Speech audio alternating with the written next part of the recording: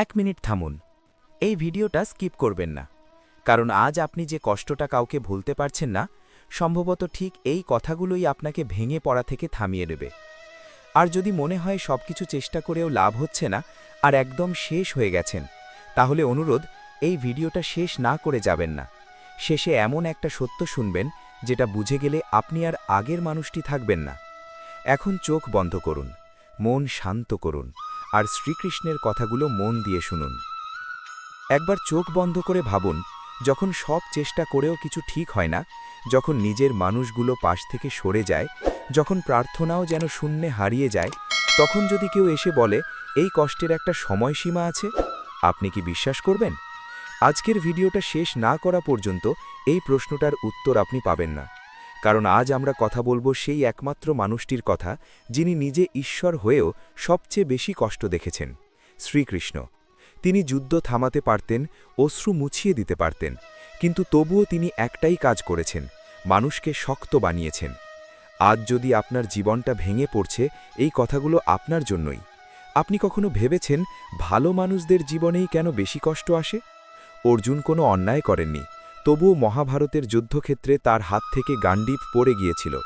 তিনি বলেছিলেন, হে কেশব, আমি যুদ্ধ করতে পারছি না। এই এক লাইনের ভেতরেই লুকিয়েছিল ভয়, অসহায়তা আর হারানোর গভীর যন্ত্রণা।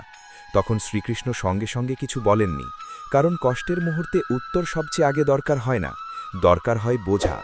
খারাপ সময় আসে শাস্তি দিতে নয়, খারাপ সময় আসে প্রস্তুত করতে।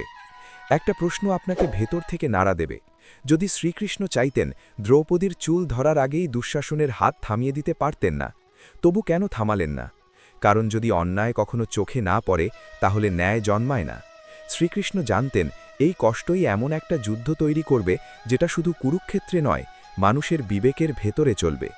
আজ আপনার যে কষ্ট, সেটাও এমন এক প্রস্তুতি, যার ফল আজ না হোক আগামীকাল আপনার পুরো জীবন বদলে দেবে। এখন শ্রীকৃষ্ণের শেখানো 5টি সূত্র মন দিয়ে শুনুন। প্রথম সূত্র, প্রশ্ন করুন, অভিযোগ নয়। অর্জুন অভিযোগ করেননি, তিনি প্রশ্ন করেছিলেন, আমার করণীয় কি?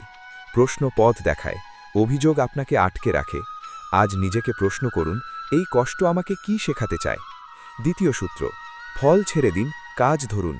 গীতা বলে, কর্ম করুন, ফল ছেড়ে দিন, কারণ ফল আপনার নিয়ন্ত্রণে নেই, কিন্তু চেষ্টা আপনার নিয়ন্ত্রণে আছে। মনে রাখবেন, অধিকাংশ দুশ্চিন্তা জন্মায় ফল নিয়ে অতিরিক্ত চিন্তা থেকে। তৃতীয় সূত্র, নিজের শক্তিকে ভুলে যাবেন না। শ্রীকৃষ্ণ কখনো বলেননি, আমি তোমার হয়ে যুদ্ধ করব। তিনি বলেছেন, তুমি করো, কারণ ঈশ্বর সাহায্য করেন আপনার হাত দিয়েই। আপনি দুর্বল নন, আপনি শুধু নিজের শক্তিটা ভুলে গেছেন। চতুর্থ সূত্র, নিজেকে কখনো একা ভাববেন না। যখন সব শেষ মনে হয়, তখনও শ্রীকৃষ্ণ বলেন, আমি আছি। আপনি দেখতে পাচ্ছেন না, কিন্তু আপনি কখনো একা নন। অনেক সময় ঈশ্বর চুপ থাকেন, কারণ তখন আপনি বড় হয়ে গেছেন। পঞ্চম সূত্র, সময়কে সময় দিন। মহাভারত একদিনে শেষ হয়নি, আপনার কষ্টও একদিনে শেষ হবে না। কিন্তু একটা সত্য মনে রাখবেন, প্রতিটা রাতের পর সূর্য ওঠে। আজ যদি আপনার জীবনে চাকরি না থাকে, সম্পর্ক ভেঙে যায়, টাকা, সম্মান বা শান্তি হারিয়ে যায়, একটাই কথা মনে রাখবেন, এই অবস্থা আপনার শেষ নয়, এটা আপনার নতুন শুরু।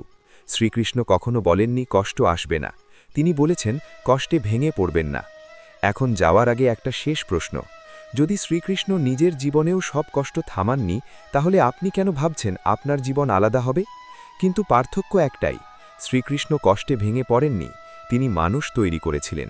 আজ যদি আপনার জীবন ভেঙে যায়, তাহলে সেটাকে শেষ ভাববেন না, কারণ ভাঙার শব্দ না হলে শক্ত হওয়ার গল্প তৈরি হয় না।